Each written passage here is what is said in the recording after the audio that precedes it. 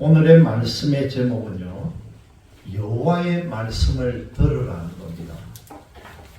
한번 따라 하시기 바랍니다. 여호와의 말씀을 들으라. 여호와의 말씀을 들으라.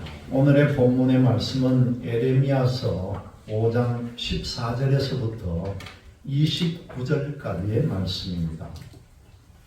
오늘의 말씀의 주제를 보니까 하나님께서는 이 백성들의 말하는 것과 행동하는 걸 다 보고 계신다는 거죠. 하나님은 믿음의 정의를 잃은 백성들에게 이방인들로부터 받을 고난을 예고를 해줍니다. 이 고난을 겪는 백성들이 하나님을 제대로 알아야 한다는 것이죠. 하나님은 예언자를 통해서 백성들에게 자비하신 하나님께로 돌아와서 정말 거룩하게 살기를 말씀하고 계신다는 겁니다. 오늘의 말씀의 본질을 보니까 하나님께서는 백성들을 향해서 고난 중에 바르게 깨닫는 소망을 말씀하고 있다는 겁니다. 첫 번째 보니까 심각한 고난이 임할 걸 예고하시는 하나님의 말씀이 14절에 나와 있고요. 그 다음에 말씀을 들으라고 요구하시는 하나님에 대한 말씀이 21절 말씀에 나와 있습니다. 그리고 백성들의 성림을 받으실 하나님에 대한 말씀이 24절과 25절에 걸쳐 있고, 공정함과 소망을 촉구하신 하나님에 대한 말씀이 28절에서부터 29절에 나와 있다는 것이죠. 우리가 지난해 여름에 뜨거운 한여름에 해운대 성령 대집회 우리 교인들이 같이 갔을 기억을 여러분들은 아마 평생 잊지 못할 거예요. 얼마나 감동적이었습니까, 여러분? 우리가 어떤 경험을 그렇게 볼 수 있었겠습니까? 그 뜨거운 여름 그 바닷가에 참 찬양하며 뜨겁게 기도하는 그 시간을 가진 그 성령의 역사가요, 지금도 흐르고 있다는 걸 여러분들이 알아야 합니다. 그것도 우리가 느꼈지만은, 제가 해운대 정말 오래간만에 가본 길인데 그 가면서 오면서 느낀 점이 뭔지 압니까, 여러분? 길 옆에 왜 그렇게 점치는 집이 그렇게 많아요?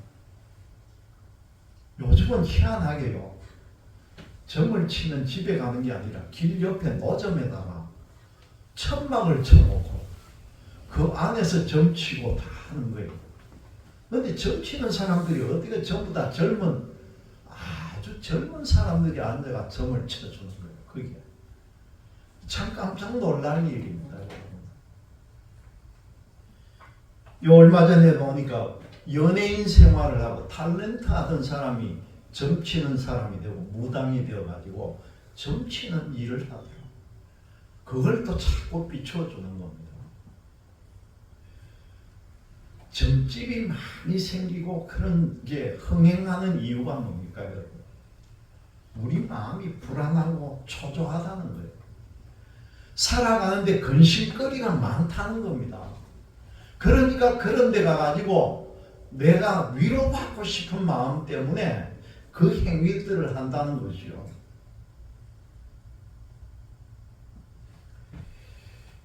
그리고 이 젊은 사람, 특히 젊은 사람들이 무당을 하고 이렇게 점을 치고 한다는 게 참 이 어떤 면에서 걱정스럽기도 한 겁니다, 여러분. 오늘 왜 제가 서두에 이 말씀을 드리느냐 하면요, 남들보다 어떤 예지력을 가지고 있고 어떤 판단력을 잘한 직관력이 있는 사람도 꼭 필요할 때가 있다는 겁니다. 좋은 의미에서 그렇다는 거죠. 그리고 하나님이 주신 은사 중에 뭡니까, 여러분? 예언의 은사도 있다는 거예요. 우리들 가운데서 하나님께서 능력을 주시고 은사를 주시면은 여러분들 입을 통해서 앞으로 일어날 일도 애원하는 은사를 받는 분들이 있다는 걸 여러분들이 알아야 합니다. 그걸 만약에 하나님께서 여러분들에게 주시거든 애언의 은사도 사용을 하세요. 그게 아주 중요한 거죠. 남다르게 직관력이 뛰어난 사람들이 있다는 겁니다. 애를 비교해서 말하면 아이가 눈치가 빠른 아이고요. 젊은 사람들로 말하면 젊은 사람 치고는 눈썰미가 좋은 사람을 택하는 거죠. 이걸 우리 어른들에게 비교하면 어른들은 그 어른 참 직관력이 있다. 보는 눈이 아주 높다. 그렇게 얘기한다는 겁니다. 이 남들에게 없는 그런 직관력을 가지고 있으면 그건 좋은 거지요.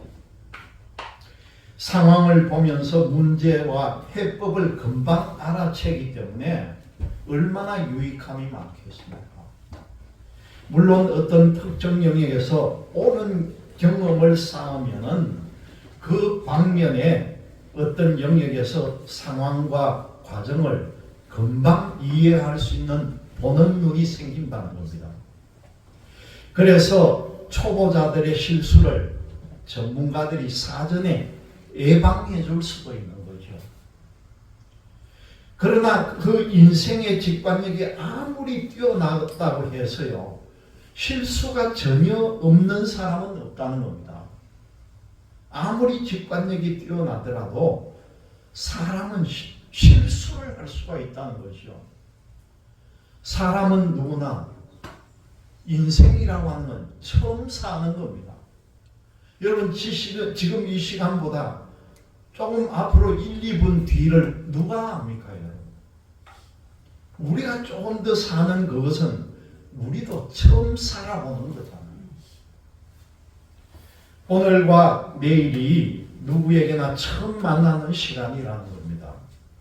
그러나 인생의 경험을 가진 사람은요, 다른 사람의 사례를 보고 어떻게 될 것이다 하고는 예측을 할 수가 있다는 겁니다. 그래도 그 중에 예외는 나타납니다. 그래서 전문가의 이야기를 들어야 하지만은 돌발 상황도 대비를 해야 한다는 겁니다.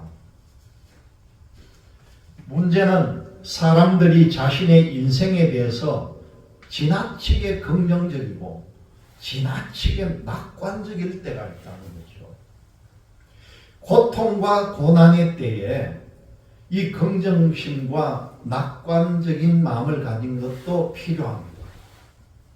그렇지만은 만약에 나쁜 짓을 하면서도 긍정을 하고 낙관하는 것은 위기의식을 가져야 한다는 거죠.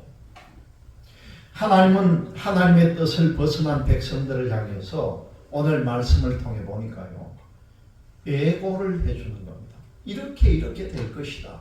이걸 예고를 해주는 거죠. 여러분, 하나님은 직감이 뛰어난 사람보다 더 정확하고 바르게 우리 모든 인생의 문제를 살피시고 계시는 분임을 믿으시기를 바랍니다. 하나님은 현미경보다 더 자세하게 사람들의 마음을 세밀하게 살펴보고요, 그 사람의 미래를 시간의 망원경보다도 더 멀리 바라보고 계시는 분이 하나님이라는 겁니다.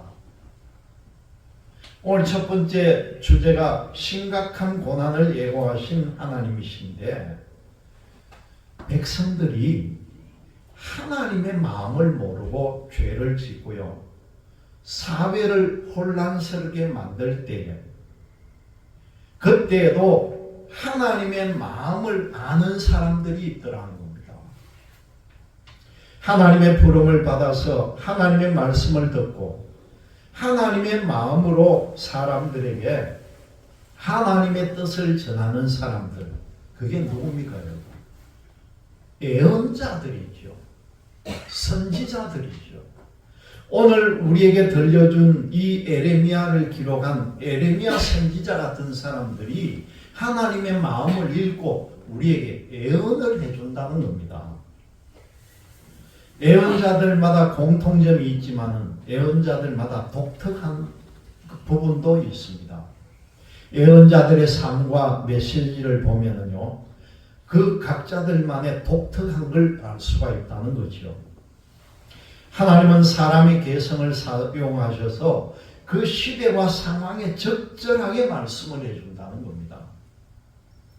이 에레미야 선지자의 당시에 이 백성들은요, 말할 수 없이 타락에 빠졌다는 겁니다.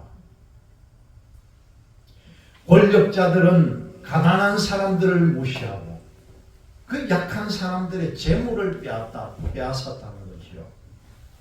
그리고 가진 사람들이 타락하고 자기들의 욕망을 위해 가지고 무슨 짓을 했느냐 하면은 우상을 만들고 그 우상에게 절하는 짓을 했다는 겁니다. 자기 안위를 지키려고 이방 나라와 협력이라는 명분으로 비굴하게 외교도 했다는 겁니다. 바로 그런 이때에 에레미야는요, 하나님의 엄중한 심판을 백성들에게 예고를 해줍니다.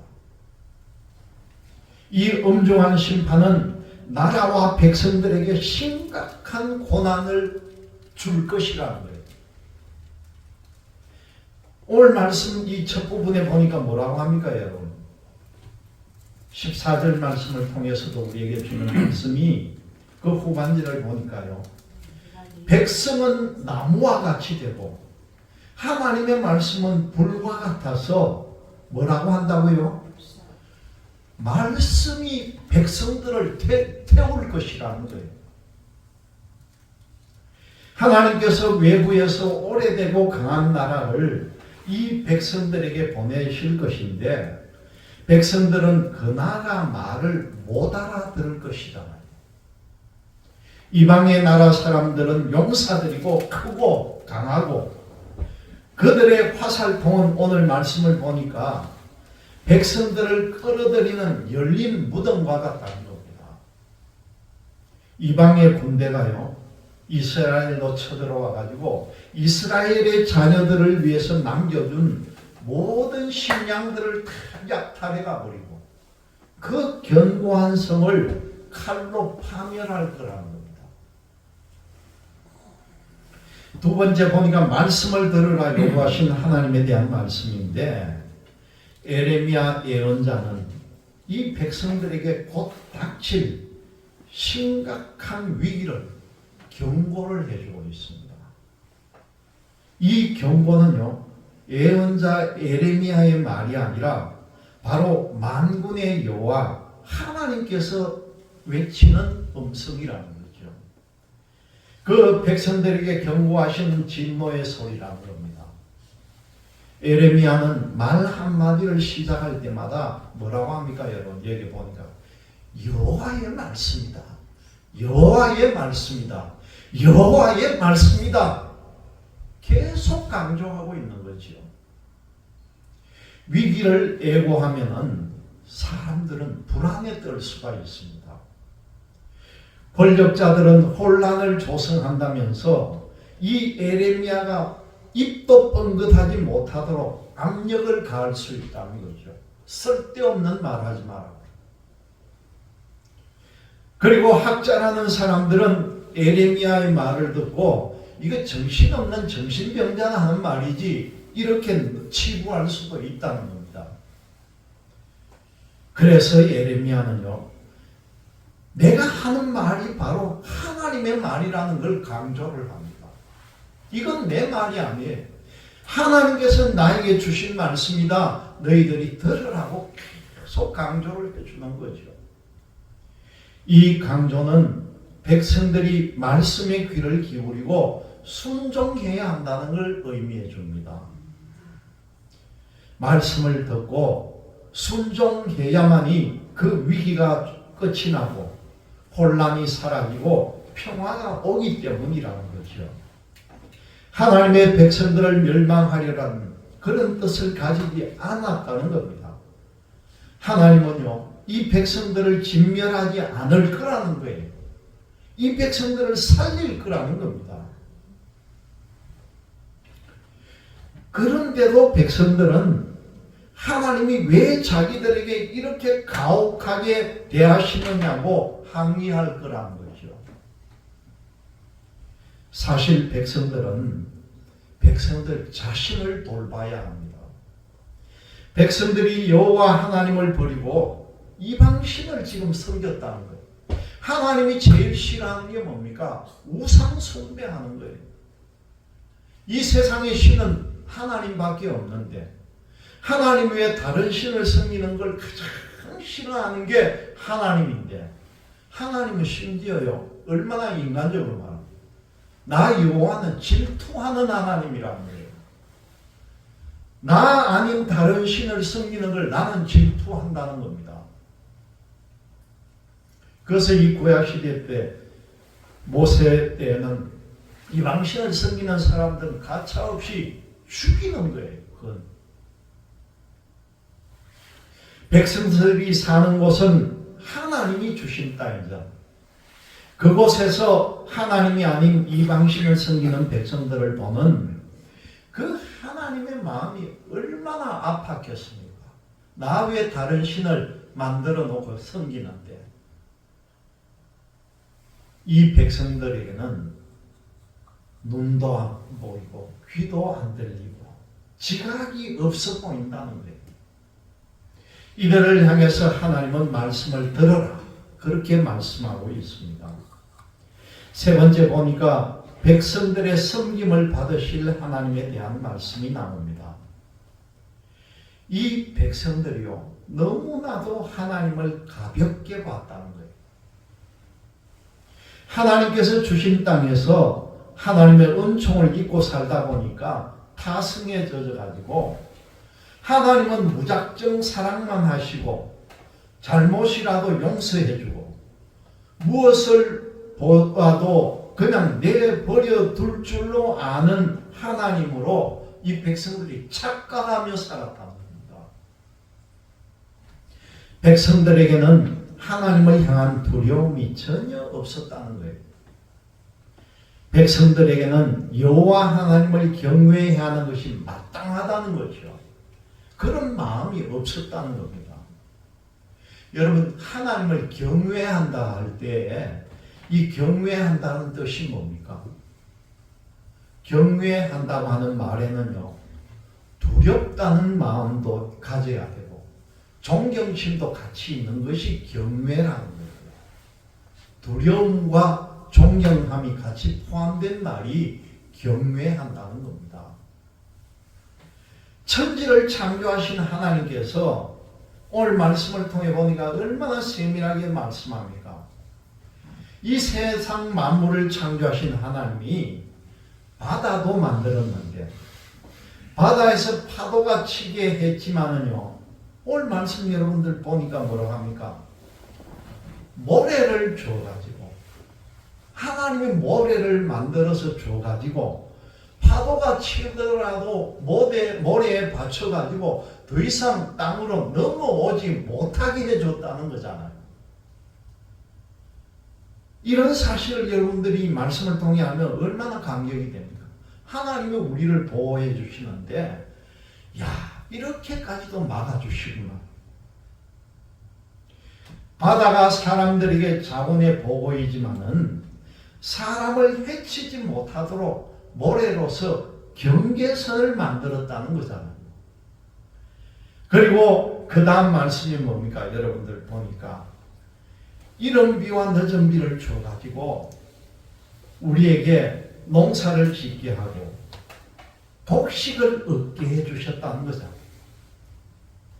백성들은 그렇게 해줬는데도 하나님께 감사할 줄 모른다는 겁니다. 하나님을 경외하고자 제한하는 그런 사람도 없다는 겁니다.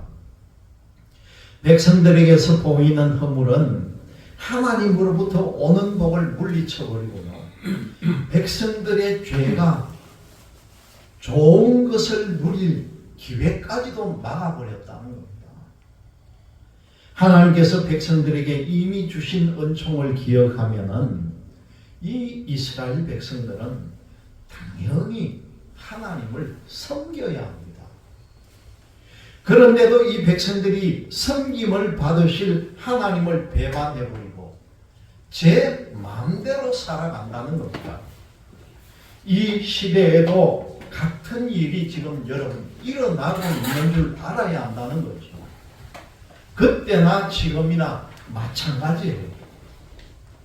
마지막으로 보니까 공정과 소망을 촉구하신 하나님에 대한 말씀인데, 하나님의 백성으로 선택을 만약에 받았다면 여러분 당연히 하나님의 말씀을 듣고 우리가 선한 양심을 가지고 살아가는 것도 선한 생활을 해야 합니다. 그런데 그 백성 중에 악한 사람이 존재한다는 거예요. 오늘 말씀을 통해 보니까 뭐라고 합니까, 여러분? 악한 사람들의 행동이요, 새를 잡으려고 덫을 놓는 새 뭐라고요? 사냥꾼과 같다는 겁니다. 악인들이 선한 사람을 해치고 선한 사람들의 재물을 약탈하려고 함정을 파놓은 것과 똑같다는 거예요. 새 사냥꾼이 새를 잡아가지고 새장에다가 새를 채우듯이 이 악한 사람들이 약한 사람들의 재물을 뺏어 모아가지고 자기들 곳간에 채운다는 거죠. 이는 악인들의 속임수가 많았고 그 속임수에 의해서 고통받는 사람들이 많다, 그런 뜻입니다. 여러분 잘 생각해 보세요. 이런 속임수로 가지고 돈을 모아가지고 아무리 부자가 된들 과연 그 좋겠느냐는 거죠. 속임수를 가지고 부자가 되어서 잘 먹고 윤택하게 산다 한들 그게 과연 복이라고 말할 수가 있겠느냐는 거죠. 선하게 살면서 잘 살아야죠. 왜 악한 짓을 하면서 이렇게 그 마음의 엉거리를 만드느냐는 것이죠. 그런데 사람들은 자기의 재산을 지키려고요, 오늘 말씀에 보니까 소송을 남발한다는 겁니다. 소송을 건다는 거예요. 여러분 지금 이 시대에도요, 악한 방법으로 모은 재산을 이런 법을 이용해 가지고 의로운 사람을 괴롭게 하는 일이 얼마나 많은지 모릅니다. 지금 이 시대에 그렇다는 거예요. 변호사를 동원할 수 없도록 이 돈이 부족한 사람들에게 박탈감을 갖게 하고 자기들에게는 유리한 법리를 들이대어서 의인을 괴롭히는 사람이 얼마나 많은지 모른다는 겁니다. 여러분 많이 들어보셨을 거예요. 유전 무죄고 무전 유죄다. 돈이 많으면 죄도 없다는 겁니다. 돈이 없으면 그 죄를 받는다는 거예요. 저 법정이요, 여러분. 우리나라도 지금도 마찬가지예요. 여러분 흔히 방송을 통해 여러분들 많이 들어본 이야기 있잖아요. 정관예우한다. 정관예우가 뭡니까, 여러분?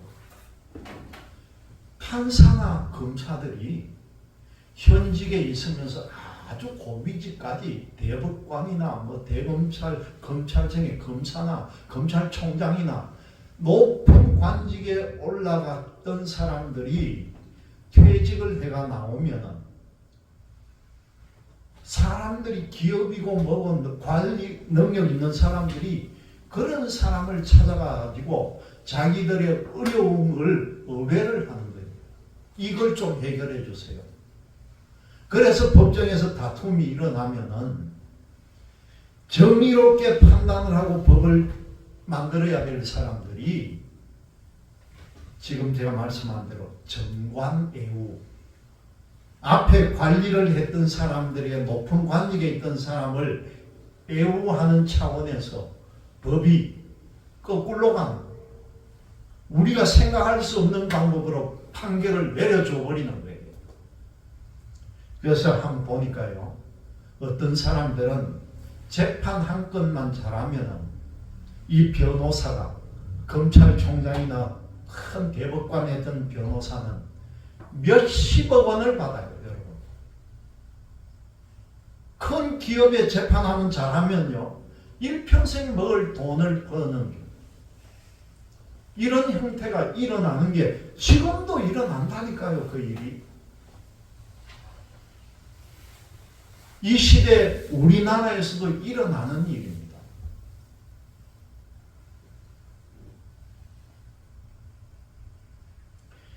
이런 일로 해서 얼마나 선하고 약한 사람들이 괴롭힘을 당하겠습니까? 결국 자기들의 무죄 혹은 가벼운 죄라는 결론을 끌어내버리고, 그리고 결국은 악한 마음과 돈으로 이 사회의 공정을 무너뜨려 버린다는 거죠. 그래서 이 사회가 공정해야 된다는 겁니다. 정의가 바로 서야 된다는 거예요. 이번 우리나라에 벌어지고 있는 이 모든 사태가요, 하나님의 역사하심이 분명히 계십니다. 지금까지 이루어졌던 모든 악한 관행과 모든 세습적인 것들, 관례들이 이번 이 어려운 고난을 통해서 대한민국이 다시 일어설 줄로 믿으시기를 바랍니다. 아멘. 이게 하나님의 법이에요. 사랑과 법이 악인을 징계하지 못해도요, 하나님은 분명히 징계를 합니다. 하나님은 이 사회의 공정을 촉구해 주신다는 겁니다. 그것이 이 사회의 소망이라는 거죠. 우리가 여호와 하나님의 말씀을 듣고 순종을 하면 세상 모든 만물을 공평하게 지켜주시는 사랑의 하나님이요, 우리의 앞길을 지켜주실 줄 믿고 살아가는 여러분들이 되시기를 주님의 이름으로 기원드립니다. 네. 기도.